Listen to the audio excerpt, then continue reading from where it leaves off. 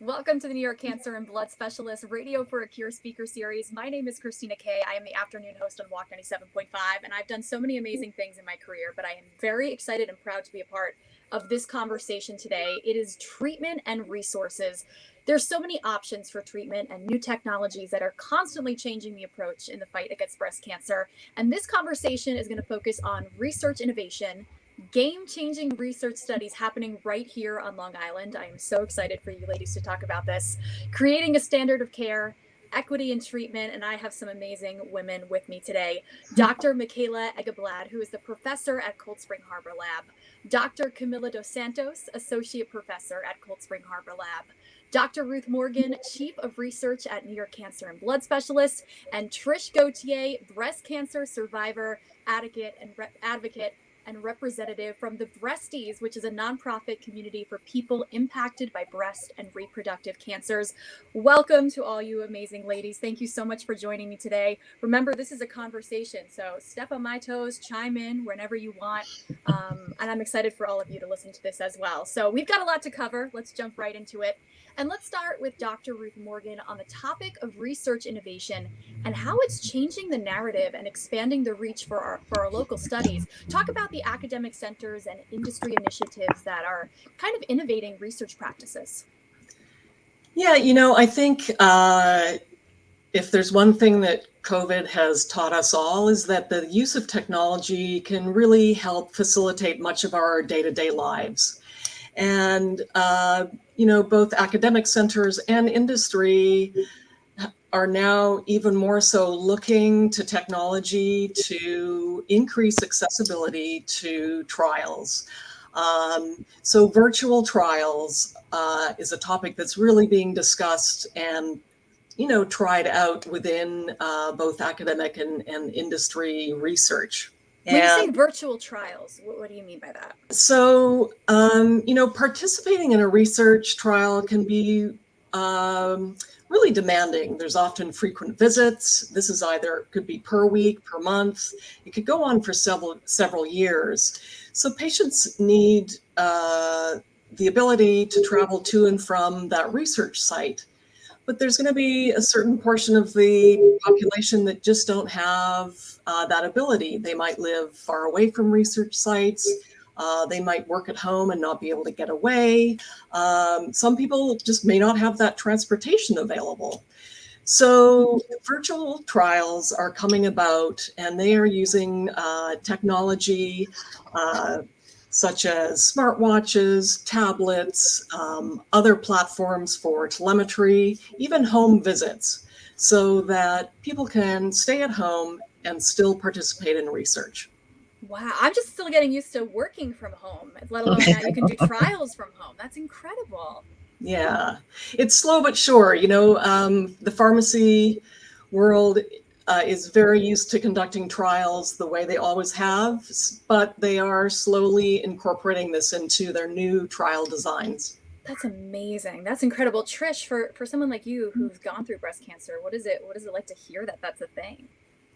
Oh, it's an absolute game changer. I think that's part of the reason why there's such inequities, right? Is the access. When I had to travel to chemo, luckily I had family and friends because it was off the grid. The buses don't really run at a certain time. So being able to get that kind of access from home, especially if you're going through treatment, you barely have the energy to walk to your fridge, let alone schlep to a doctor's office for just blood work, and your appointment is the next day or another day. So this is definitely a game changer.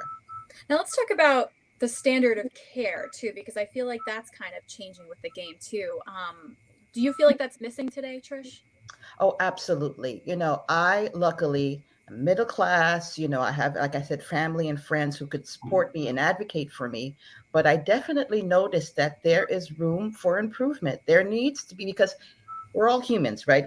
No one's a robot. So your medical provider is coming with their own belief systems, and ego gets in the way sometimes too. So if there's a concrete framework, a guideline that just goes across all races and all incomes, then we kind of remove that element of like, wait a minute, because I would find out, even though I had a wonderful support system, I would speak to other survivors, and they'd say, "Oh, well, my doctor mentioned that you could take Claritin for bone pain during treatment, and it would help." And I was like, Wait, what? I didn't hear this." So if it was something standard that everyone gets told, then you wouldn't have to be so hungry looking for information. They tell you don't Google, but you have no choice but to, It's so because hard how not else to. would you not know these things, honestly? So having something that is just concrete, everyone gets the same thing, then you eliminate a lot of that disparity.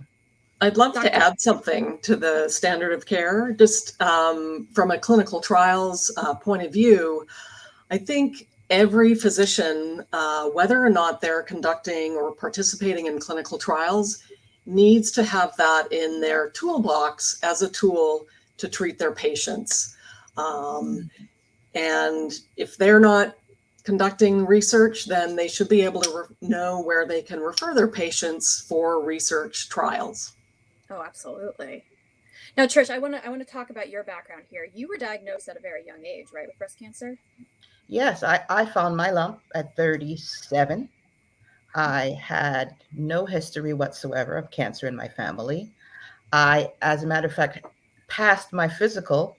I would almost say flying colors, but I had a little bit, my vitamin D was a little bit low. But 2 weeks prior, I passed my physical, and I had like a niggling feeling that something was wrong, and I couldn't put my Wow. finger on it until I literally put my finger on it when I was coughing and I found my lump. And so, yeah, that came out of nowhere.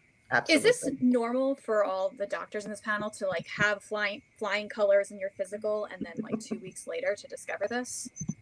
Yeah, and once you start talking to a lot of my peer groups, I'm not alone. When you say young at 37, now I feel like, an OG, the grandma of my Gee. of my group, honestly, because I know survivors that are 23, 22. Wow. I know a survivor that's 18. She found her lump as a freshman in college with no family history whatsoever. Oh my So gosh. it's yeah, Oh it my exists. gosh. And what treatments did you go through? So I came to find out that I was hormone positive. So I decided upon full double mastectomy, chemo, radiation, because they initially thought I was stage one until on the operating table, they found a little secret cancer that didn't come up on imaging. And so I got upstaged, not Oh my upgraded, gosh. like first class, upstaged, which means that they felt, with my age and with the aggressiveness, that it was best to throw the book at it. But I'm Wow. on the other side now. You're a Navigated. survivor. You made it. What does it mean to you today now to be on the other end, to be a survivor, and to be an advocate for all these other women? It feels great. I mean, I have a friend that says that, treatment, when it starts when it ends. When I'm under the nice care of the doctors during treatment, you feel like all your needs are being addressed. And then survivorship is also feeling adrift, Yeah. because you don't know if this backache is a backache or is it a recurrence, and should you call your oncologist or should you call your regular doctor? I mean, every day it's invasive thoughts. But it also is, there's a level of gratitude that I have, that I felt like I've been through something that's so um, devastating, and I'm on the other side. It is my duty now to help those that are coming behind me. And it changes your outlook on life too, right? You're just grateful for all the little things. Oh, it is. I mean, I do sometimes, I tell my friends I do like supermarket disco, like I'm dancing on the aisles. I'm I'm just really honestly prioritizing joy, because it sounds a little too woo-woo to be like choose to be happy. But I just try to prioritize my joy, because I do remember the moments of sitting in the chair at chemo, watching everyone's life. Like Yeah. they're living their best lives and mine is passing me by. So everything is great for me now. Cup of coffee in the morning is great.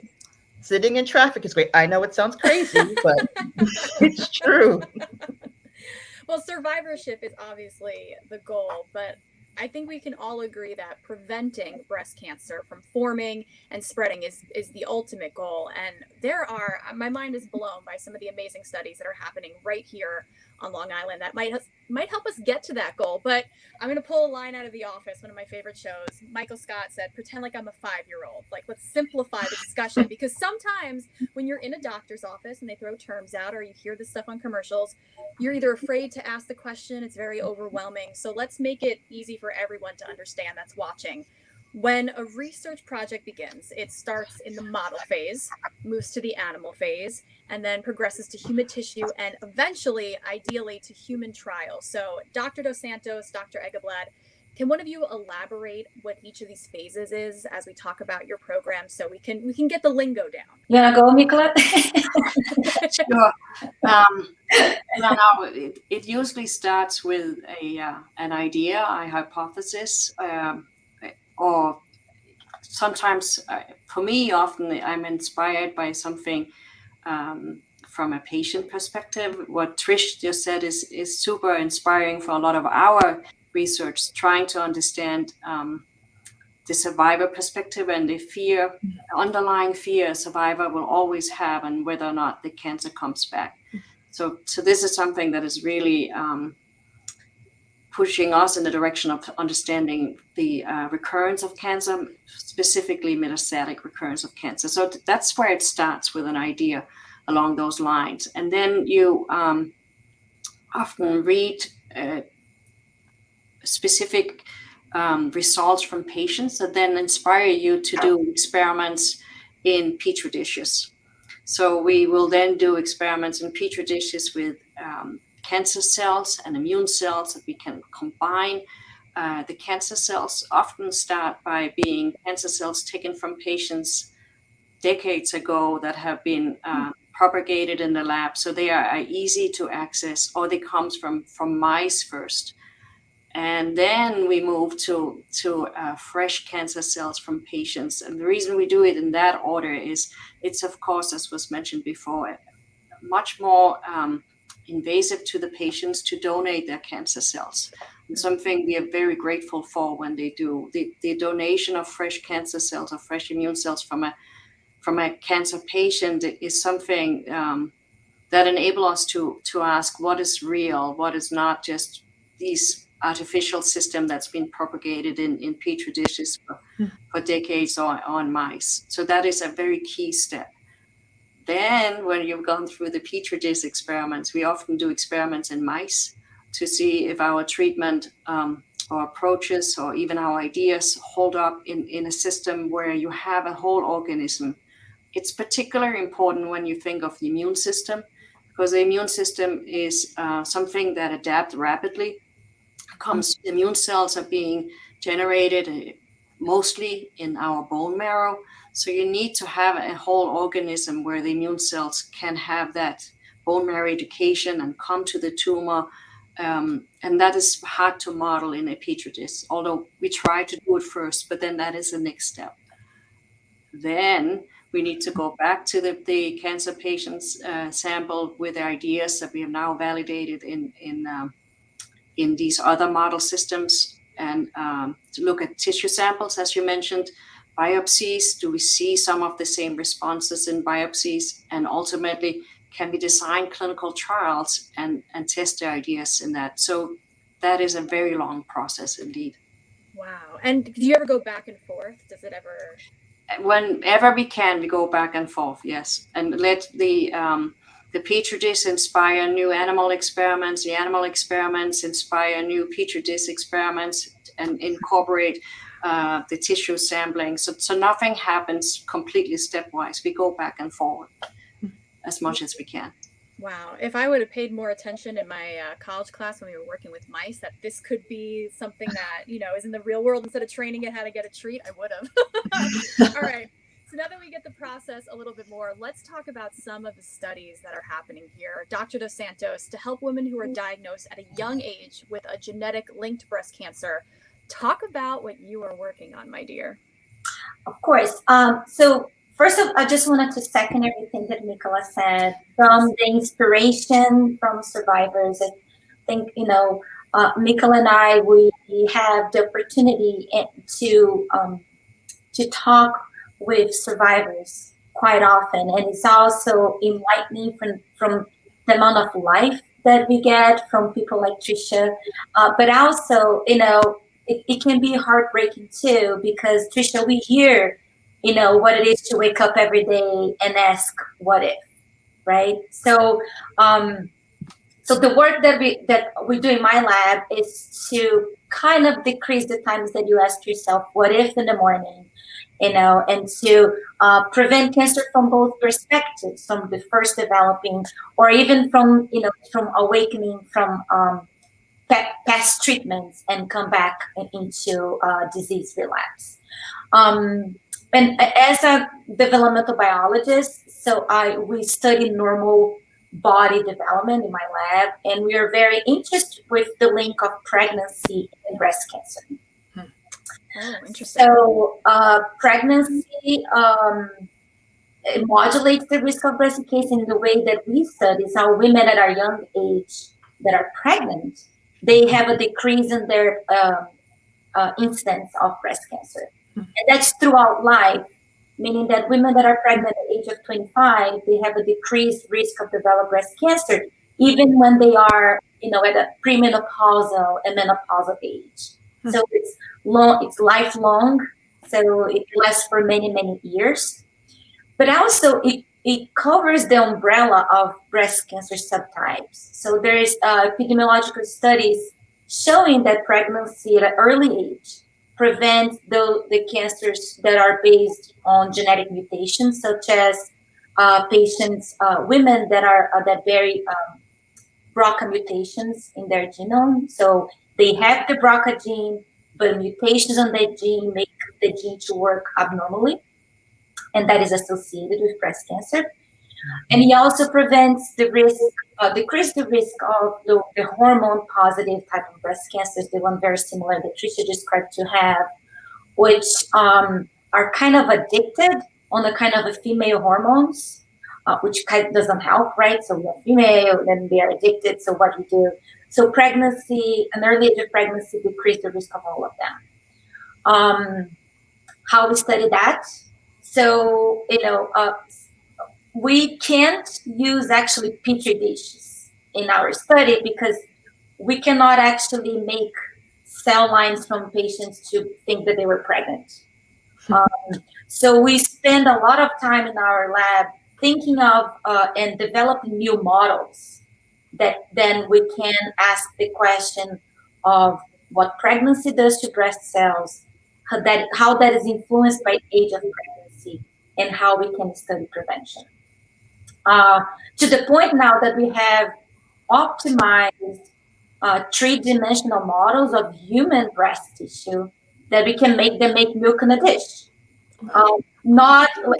So now we can understand that question too from a human women breast tissue perspective, and kind of one at a time, including factors that are associated with breast cancer risk. And the point is just checking out boxes. So then at the end of the day, when we are ready to come up with a prevention kind of a strategy, it would benefit women of all age and with all at risk of all types of breast cancer. Wow. What are you studying right now to prevent? So one of the key finds that my lab discovered last year and we are working on, it's how an early age of pregnancy does not only change breast cells, but also change how breast cells speak to the immune cells that live inside of the breast.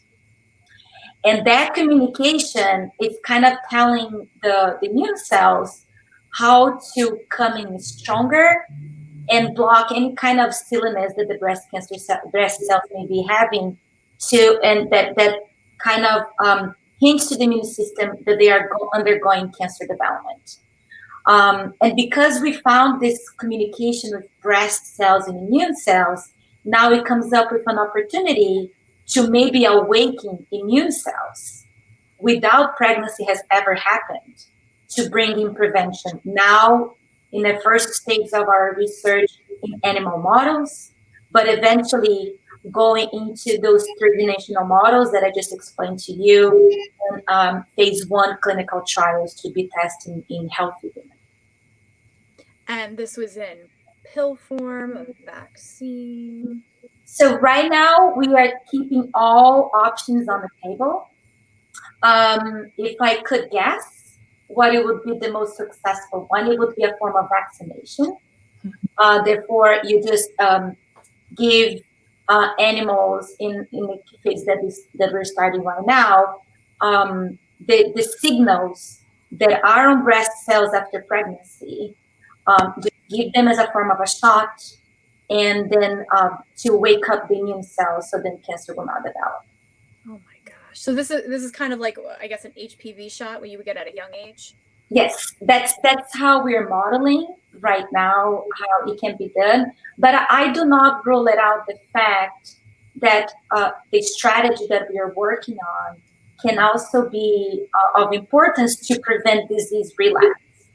Therefore, even though you did not get the vaccination prior to have cancer, you may be able to get the vaccination after cancer, and to prevent disease relapse. Wow. Oh. What is that, Trish, hearing that? What is that? I'm like, huh? That, because it would cover everyone. It would, someone like me, it would help me out because then I could breathe, because Yeah. as a survivor, we all feel like our breath is in our throat all the time. There's like a certain amount of tenseness that you just learn to live with every day. So this would allow me to exhale. And So when you get that backache, now it's because you were lifting all the groceries at once and not something else. Exactly. Fun things, not dramatic.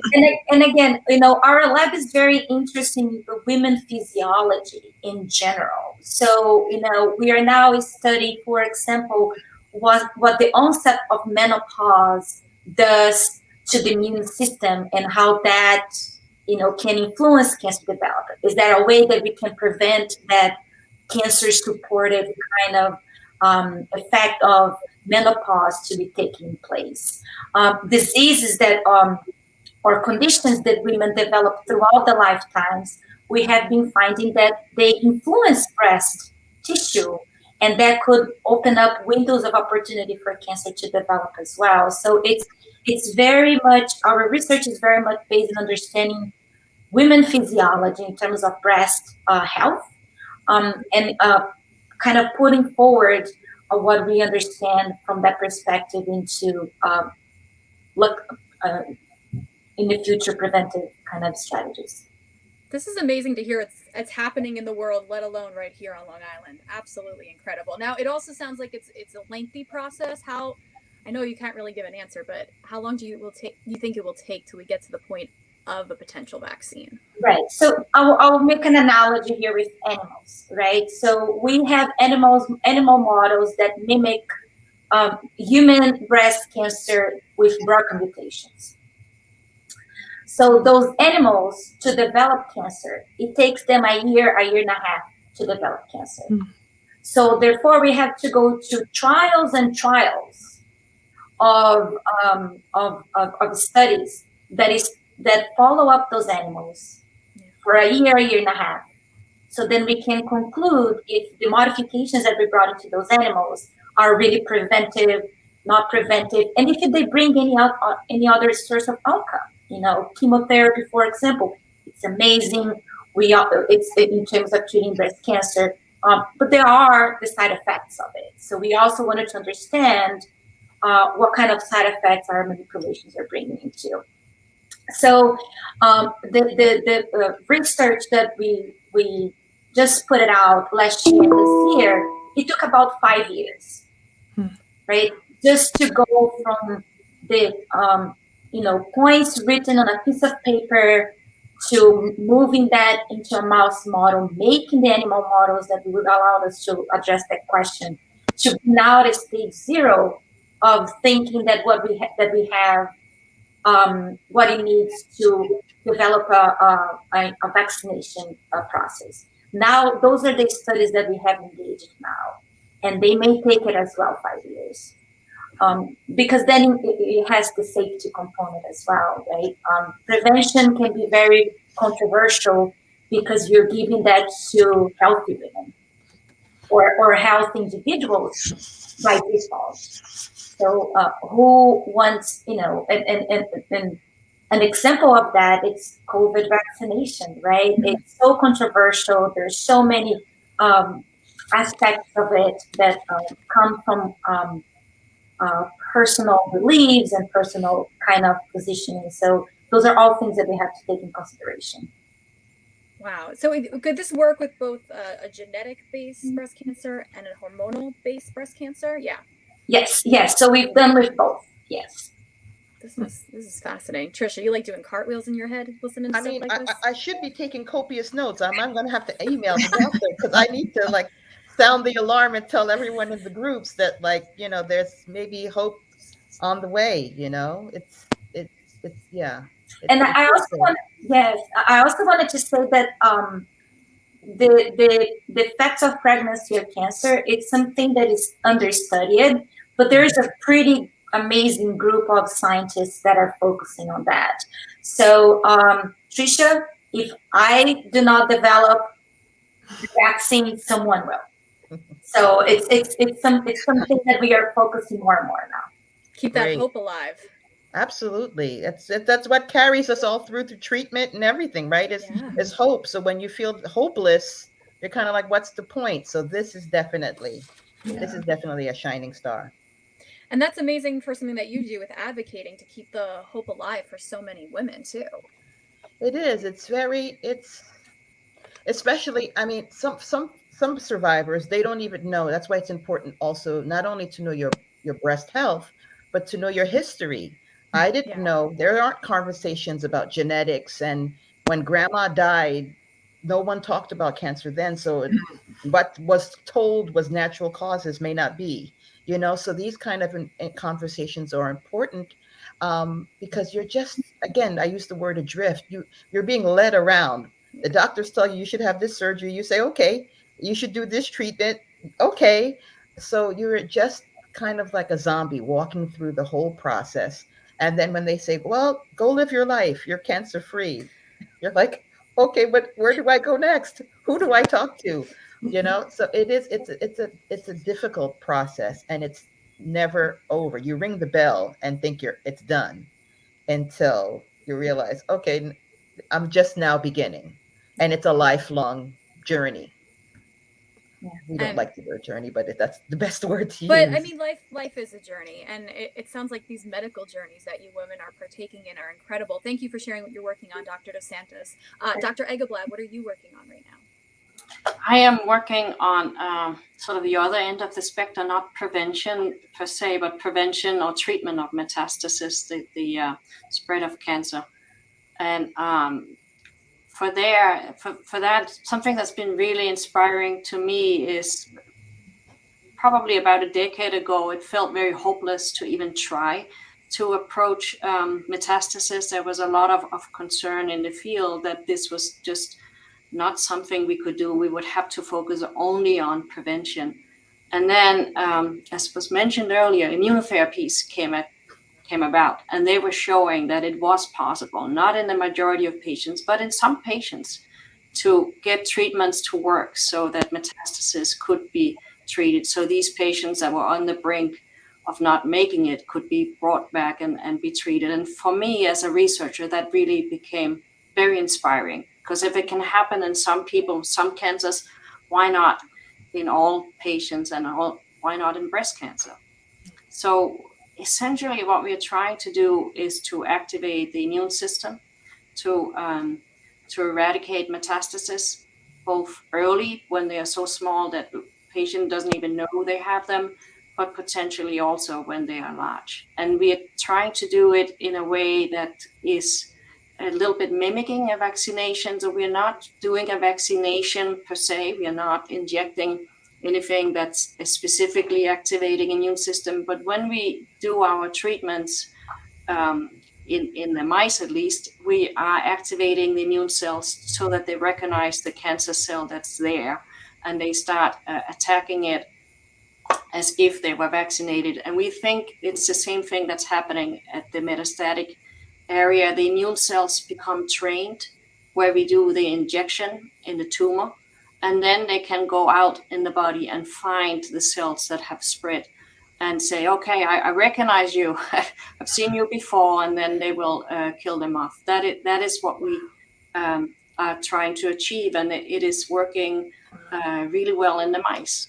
But mice are not people.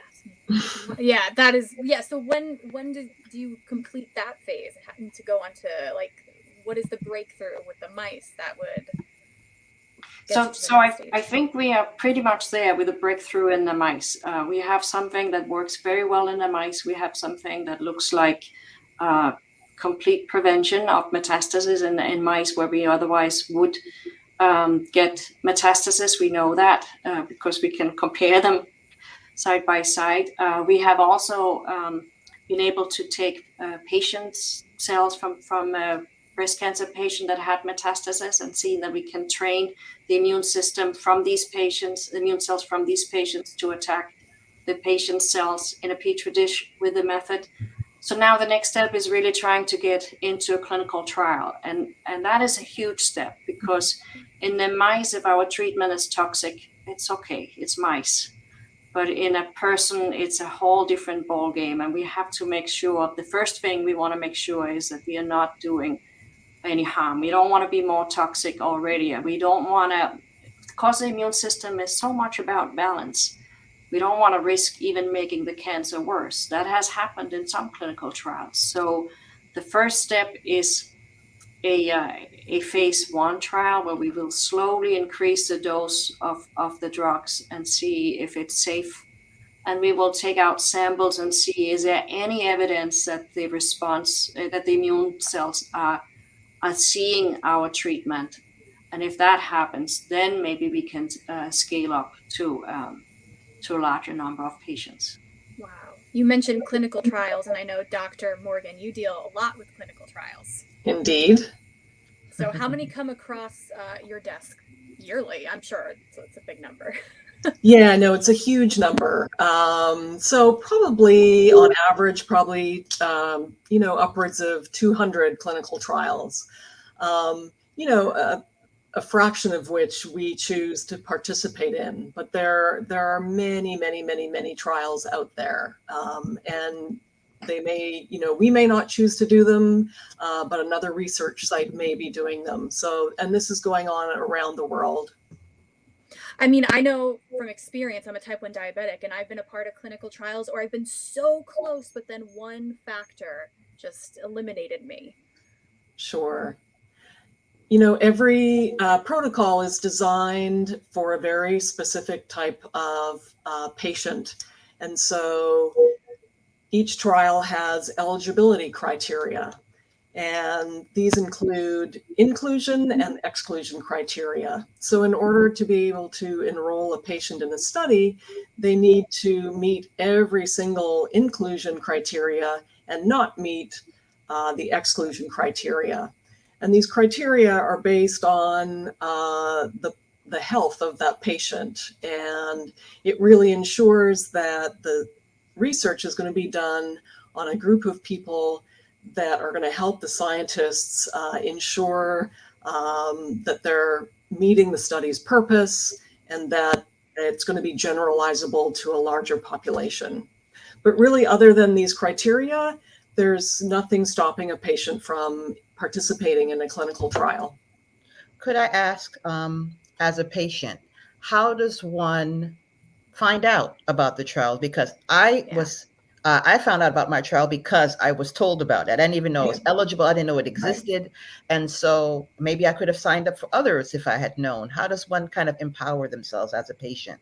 Yeah, Trish, it's a great question. And frankly, it's a real gap in the world of clinical research. And it's really getting the word out to people so that that you could participate in research. Where to find that research, and also just to educate the public that research isn't necessarily a scary thing. There's a lot of myths out there about clinical research. But one great resource for any patient across the US is a single website. And it was actually the government that started the website, and it's clinicaltrials.gov. And so if you go to that website, it lists every single trial that's being run across the country. And it has a great search capacity. So you could search by disease, by location, and you can find trials. And the great thing about the site is that it also, for each study, lists the name and the contact information for the people that are running that study. So if a patient was able to find something on clinicaltrials.gov that looked interesting or maybe pertained to their particular health state, you could actually contact that center and talk to the folks there, ask them questions. They would also ask you questions, and you could really figure out if that particular trial was suitable for you. Could I ask because I'm a go-getter, so I'll go on the websites but I'm already seeing where now there's again, you would use the word gaps or disconnects, because let's say I have someone who's an older person who's not tech savvy, who doesn't know how to even go online. I think my cancer center has one little computer. But is there someone that you can say, all right, I'm going to my social worker, and it's their duty to bring those two worlds together? Like, who is that person, or should there be a person at your treatment center that's required to kind of put those two things together? Yeah, it's a great point, Trish. And this varies with your care team and who's on that care team. But I think care teams generally are very busy just looking after that patient, and research is not necessarily in their purview to bring up or look into for those patients that don't necessarily know about research and, as you say, aren't tech savvy to be able to find them on their own. But I think it would be great for physician offices, hospitals, to have some sort of liaison that could really talk to patients about research, educate them, and help them find a trial that might be suitable for them. Yes. A couple of years ago, when I first heard the word like trial, I was skeptical. I don't know, Trish, were you the same when you found out about a trial, or were you that go-getter that I'm going to be a part of it? No. Were I not in this world, I'd still have the same belief. Like, nope, you're not running experiments on me. But when I was in treatment and I realized, like, wait, there might be something that could help me, I wanted to, but I just didn't know where to go. But I do understand the hesitancy, because in your mind, you're thinking it's like a Frankenstein experiment, right? You know? Yeah. It's a great way for patients and actually their families to, in participating in clinical trials, you are helping the next person that gets diagnosed to be either diagnosed sooner or cured more quickly, or have better treatments. So it's just such a great thing. And I'd encourage anyone to participate. And whether you're sick or you're healthy, we need both types of patients. It actually, I don't know, Trish, if you agree with this, it helped me feel less alone with what I was going through by going through a trial. Absolutely. And, so my trial, I was heartbroken at first, because when I ended up not getting the drug, when they make, and so I was so despondent. But then, so you have the choice to leave the program or stay. And I decided to stay because, I wanted to help the next person. It empowered me. And also, I got the benefit of a little bit more care, because when you're in a trial, folks don't know, you get more visits, you get more blood work. So it's still a win-win, even though you kind of lose. That's a great, good point. Dr. Morgan, talk a little bit about working with the pharmaceutical companies in this process too. Sure. So, my colleagues and I, we have very frequent meetings with a large number of pharmaceutical companies, both large and small, because we really want to keep up to date on what's in their pipeline. What are they researching?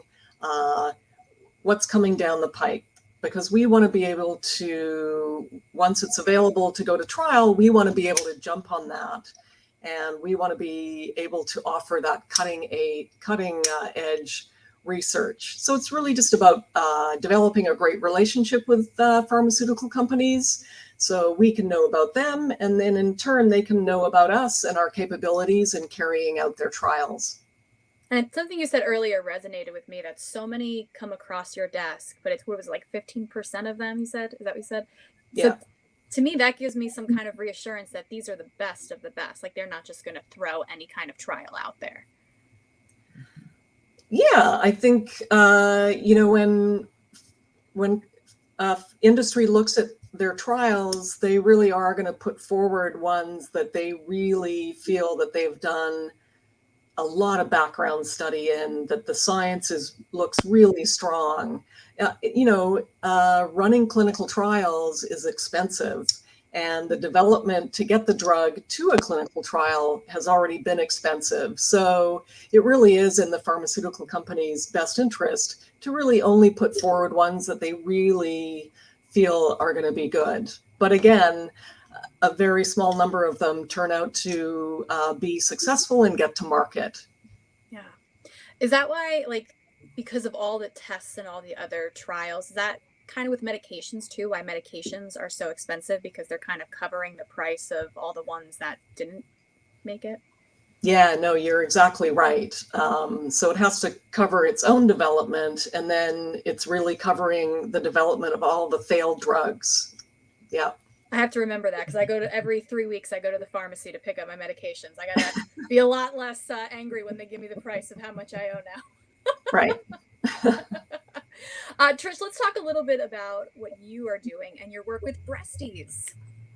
Oh, yes. So, yeah, in addition to Reclaiming October, which has been great, Can you explain what Reclaiming October is? So as I said, when I was saying it's a battle cry and we decided to take back the narrative, I decided with some friends that the ones who had cancer, the best ones suited to speak for those who have had breast cancer, are going to handpick kind of grassroots charities that, because everyone wants to feel empowered in different ways. So this was a way that we could all come together, handpick small charities, those that are doing research, and pull everyone in together, and educate folks too about what pinkwashing is. Because I didn't know, I had the feelings, but I didn't know what it was. And so, we tell them pinkwashing, you see these brands out there that say they're putting out beer and all the things that, like we say, could possibly cause cancer. And they're going to give 5 cents for every whatever dollar it is that they raise towards charities. Or sometimes they don't even give money towards charities. They put these pink ribbons on everything. And then you try to look and see where it's going to. It's not going anywhere. It's just, again, adopting this pain, our suffering, and turning it into profit. So it's a busy month here at Team Survivorship, trying to just, get through the month, because it's kind of hard for us. So this is a way to kind of empower ourselves so that we don't feel double traumatized, looking at all the ribbons and confetti. And then when November 1 hits, it's like the parade leaves town, everybody packs up their things and see you again next October, which is terrible, a terrible feeling. I never, like, I should have been more aware of the pink washing. Like, that's something that you think you're helping out, but.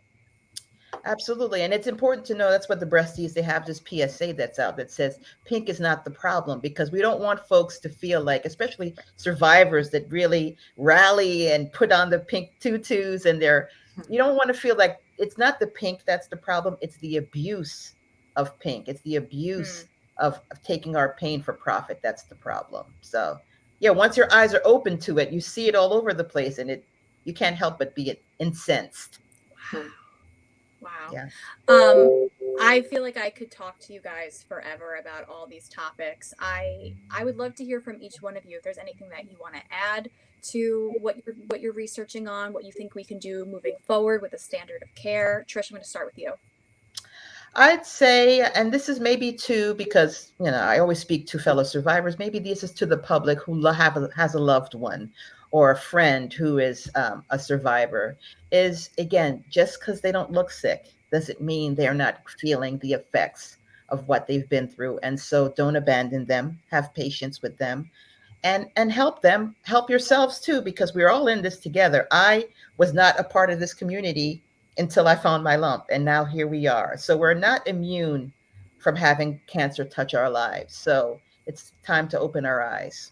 Absolutely. I think one thing for me is to educate myself more, especially Yeah. for those who, who are fortunate enough to not have been touched by it or have a loved one, to just educate yourself a little bit more on all the types of breast cancer. And I think we could all agree too that one of the biggest things is to go for a mammography, right?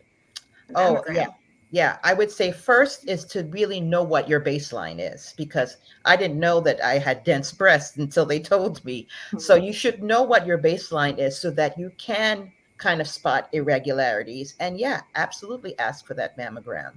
I did. When I found the lump in my Yeah. doctor, I went back to my doctor, and the doctor said, "Yeah, you're 37." I said, "Doc, nope, there's something here." So I pushed. And so Good for I guess you. my final thing is to advocate, and you never Yeah. stop having to advocate for yourself, Yeah. because it's your body, you know it, so you need to advocate for it.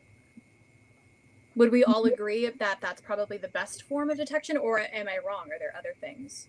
I I would say that that's what we have. So stick with it. Yeah. Right?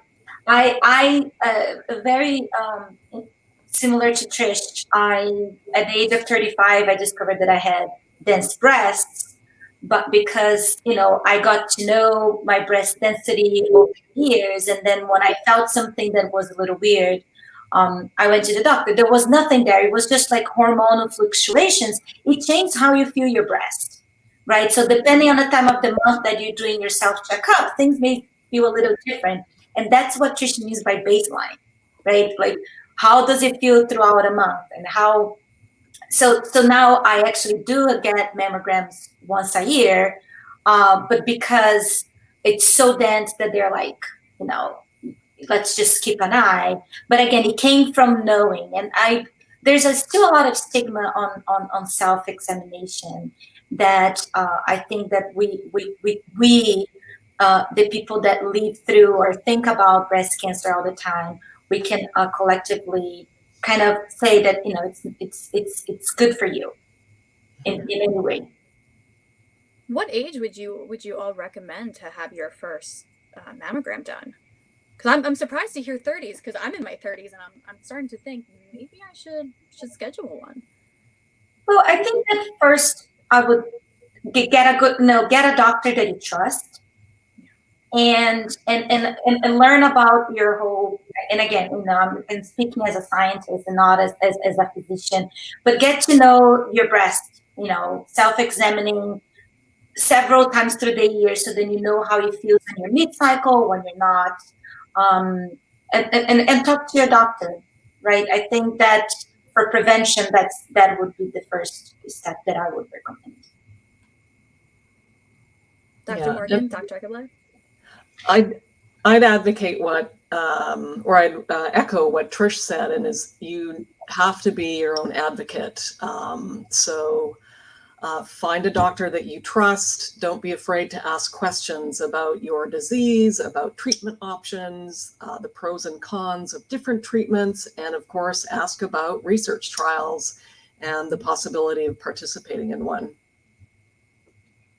Yeah, I will echo that. And I think this sort of collaboration between the survivors, the scientists, the physicians, and even the pharmaceutical industry is so important to move forward and get better treatment and get prevention. We need all of it. As a scientist, we can't live in a silo and not have the interactions and help from the patients. And we need to be able to transfer our findings to the clinic. We need to interact with the physicians that know how you can realistically treat people. So I think this collaboration between the different types of people involved in breast cancer, all the way from the patients, is so important.